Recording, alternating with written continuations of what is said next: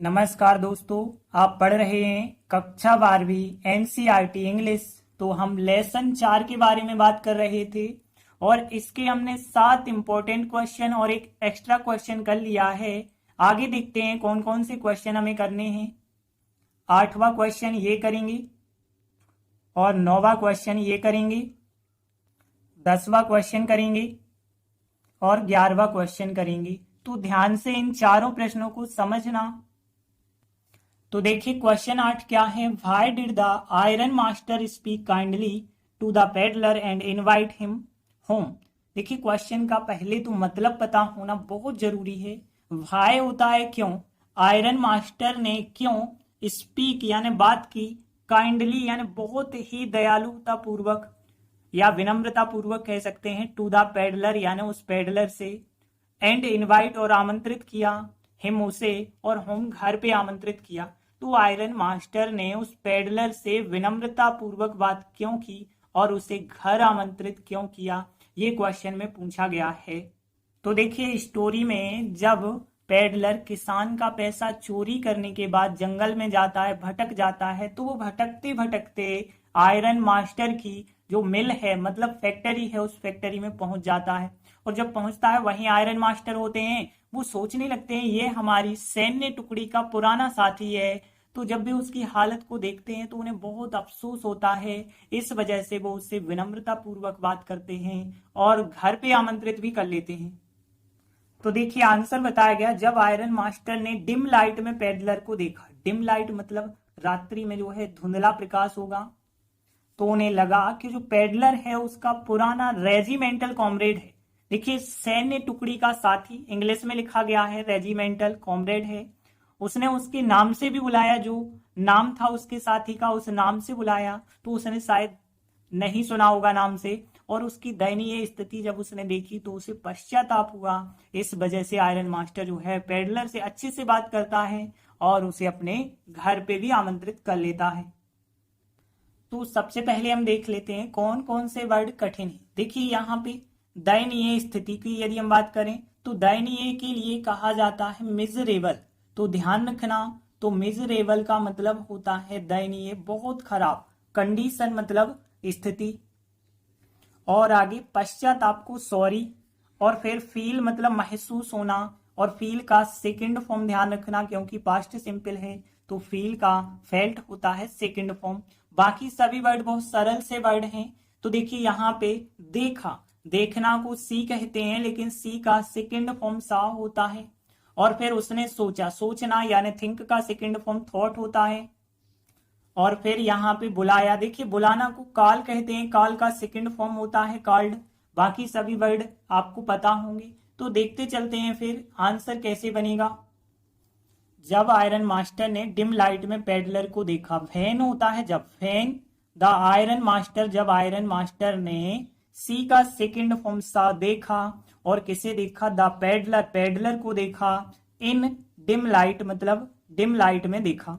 तो when the iron master, see का second form सा, the peddler in dim light.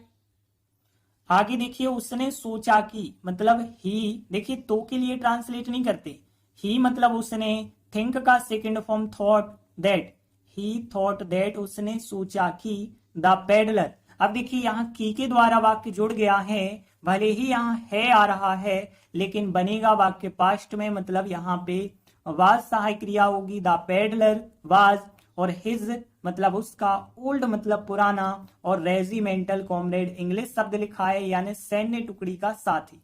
तो इस प्रकार से देखिए the peddler was his old regimental comrade, he thought that the peddler was his old regimental comrade.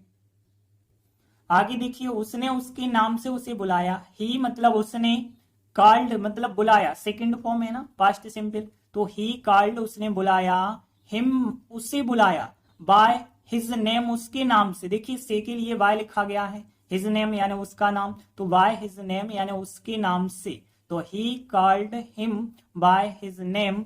और फिर आगे देखिए उसे उसकी दयनीय स्थिति देखकर पश्चाताप महसूस हुआ, तो ही उसे, और फिर फील का सेकंड फॉर्म फेल्ट सॉरी, और फिर देखकर यानी टू लगा के टू सी देखकर और फिर उसकी यानी हिज मिजरेबल कंडीशन हो जाएगा। तो फिर ही उसने या उसे फेल्ट महसूस हुआ, सॉरी महसूस हुआ टू सी देखकर हिज मिजरेबल कंडीशन। और आगे की लाइन क्वेश्चन की लाइन से बना देंगे सो, इसलिए को सो कहते हैं। और फिर यहां से द आयरन मास्टर से लास्ट तक लिख देना है। स्पीक का सेकेंड फॉर्म स्पोक हो जाएगा। तो the iron master spoke kindly to the peddler and invite him home, पूरा आपको क्वेश्चन की लाइन से लिख देना है।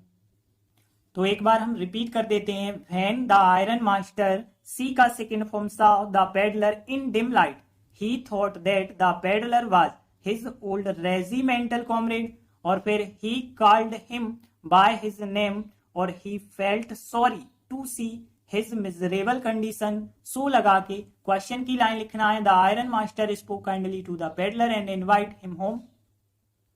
तो देखिए इस प्रकार से हमारा आंसर बन जाएगा। अगला क्वेश्चन देखिए 9वां, why did the peddler decline the invitation. देखिए क्वेश्चन का मतलब पहले समझना जरूरी है। तो क्यों पेडलर ने डेक्लाइन कर दिया। अब डेक्लाइन करना यानी अस्वीकार करना। द इनविटेशन, इनविटेशन मतलब आमंत्रण। तो क्या है कि जो आयरन मास्टर हैं उनने आमंत्रण दिया उनको, मतलब कहा कि हमारे साथ हमारे घर पे चलिए, लेकिन उस पेडलर ने मना कर दिया, हम नहीं जाएंगे। तो क्यों मना कर दिया, क्योंकि एक तो चोरी के पैसे उसके पास अभी भी थे और उसे डर लग रहा था कि हम इनके घर गए और कहीं पकड़ गए तो यहाँ क्वेश्चन में ये पूछा गया है कि पेडलर ने आमंत्रण जो इनविटेशन है वो क्यों अस्वीकार कर दिया।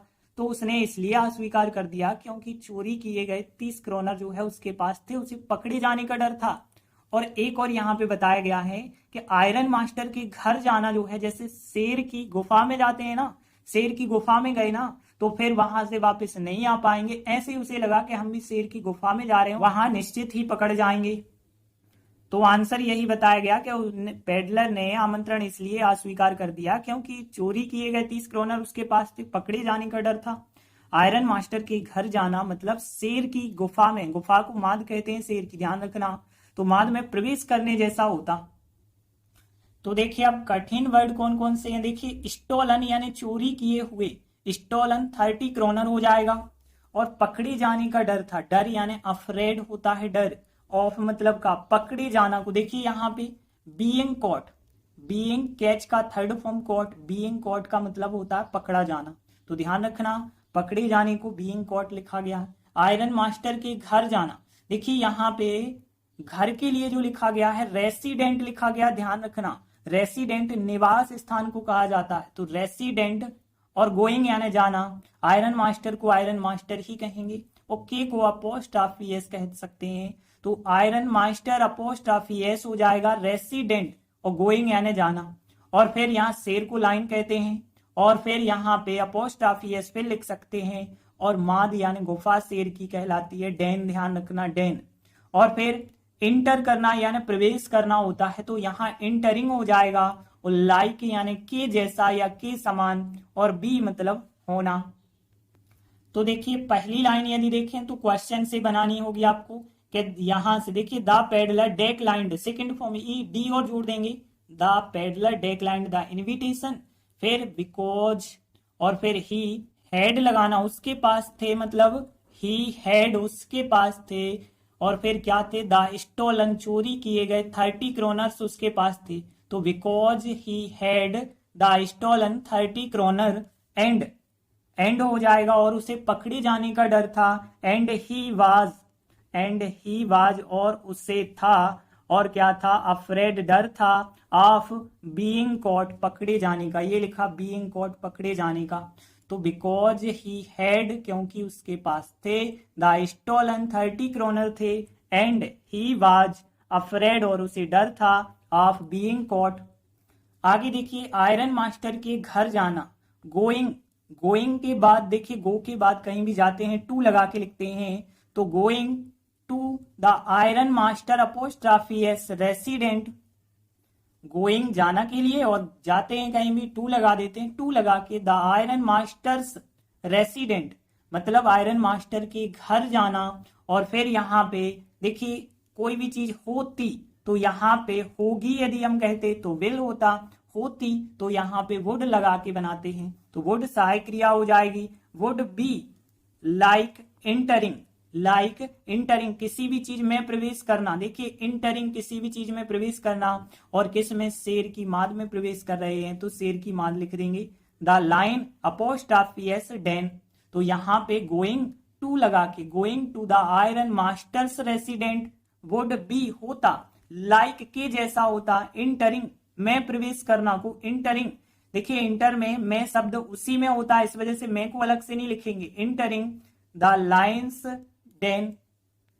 तो एक बार पूरा आंसर रिपीट कर देते हैं। देखिए the peddler declined, second form E D और जोड़ देंगे, the invitation, because he had the stolen 30 kroner and he was afraid of being cot.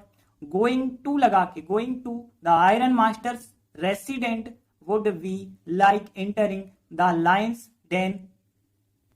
तो इस प्रकार से हमारा आंसर बन जाएगा।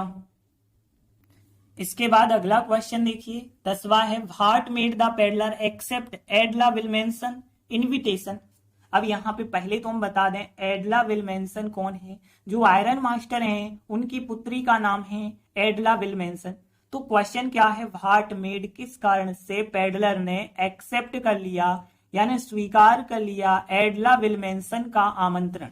तो देखिए अभी आयरन मास्टर ने कहा था हमारे साथ घर चलिए, लेकिन उसके आमंत्रण को स्वीकार नहीं किया, और जब उसकी पुत्री ने कहा कि हमारे साथ घर चलिए तो उसका आमंत्रण स्वीकार कर लिया पेडलर ने। क्यों कर लिया ये बताना है।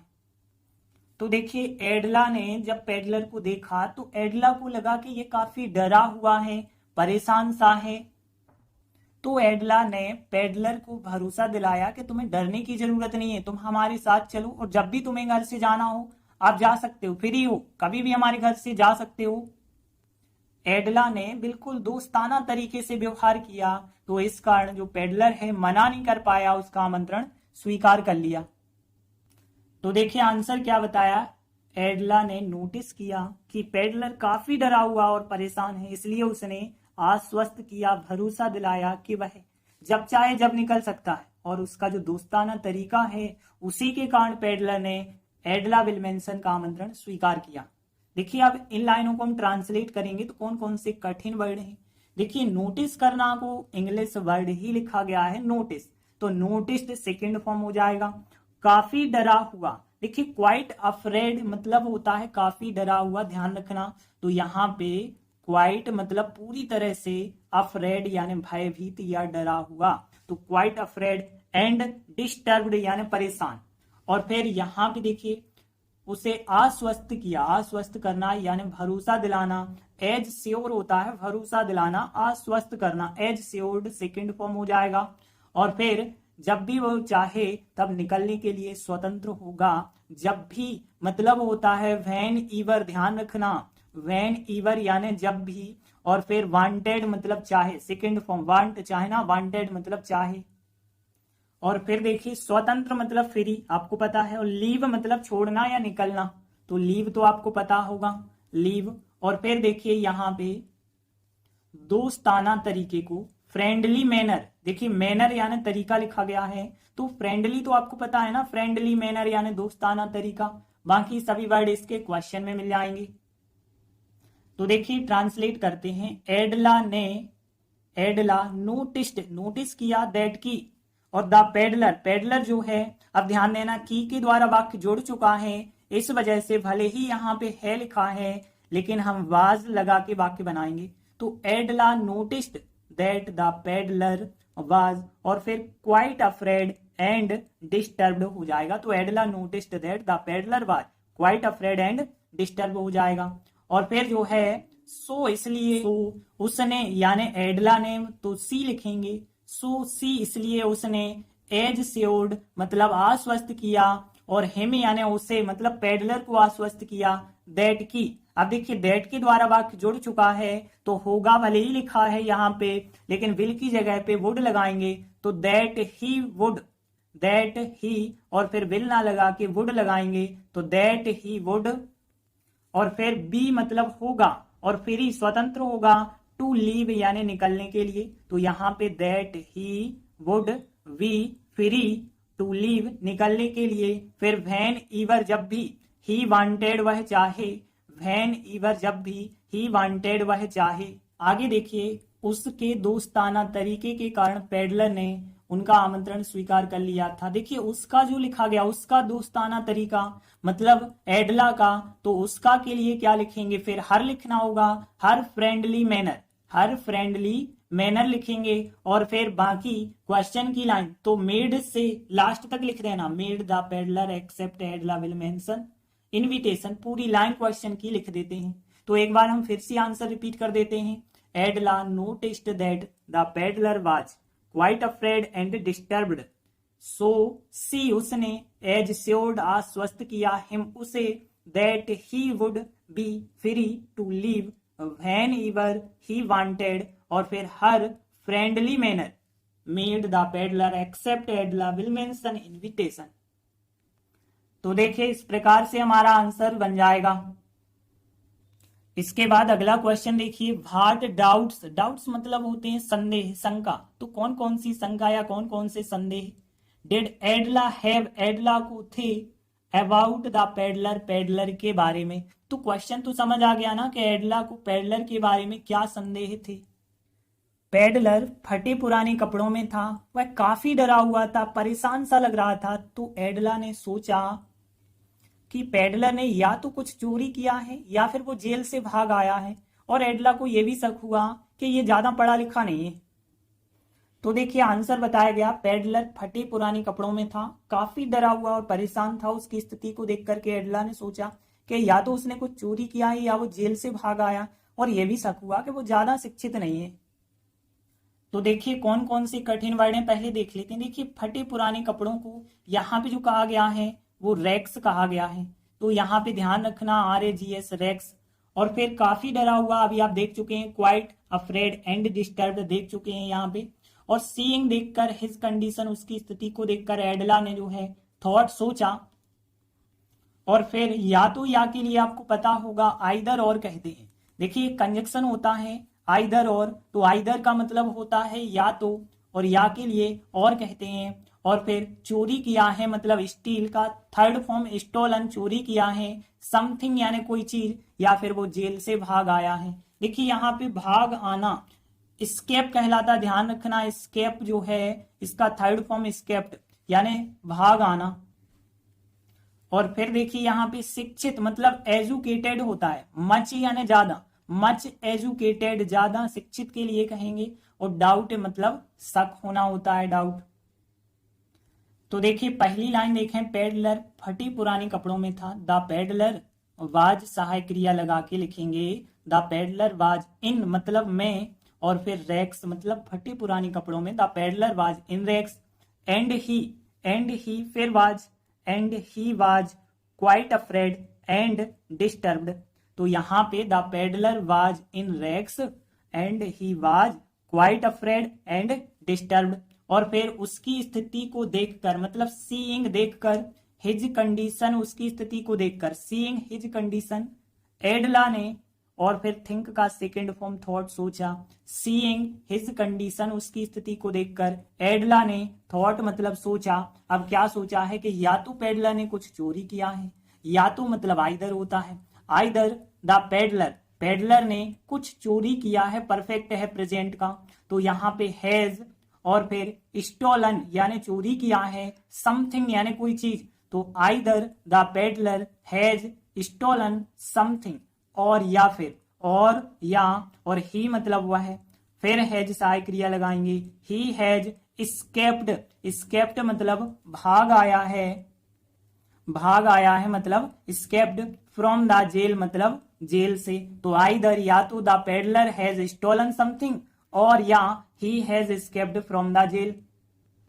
आगे देखिए एडला को शक हुआ यानी डाउट, तो डाउट का सेकंड फॉर्म डाउटेड, तो एडला डाउटेड दैट द मैन वह आदमी, द मैन मतलब वह आदमी। अब की के द्वारा वाक्य जुड़ चुका है तो है जरूर आ रहा, लेकिन यहां बनाएंगे पास्ट का मतलब वाज लगाएंगे, तो फिर द मैन वह आदमी वाज नॉट नहीं था, मच एजुकेटेड यानी ज्यादा शिक्षित। तो यहाँ Edla doubted that the man was not much educated. एक बार रिपीट कर लेते हैं, the peddler was in rags and he was quite afraid and disturbed.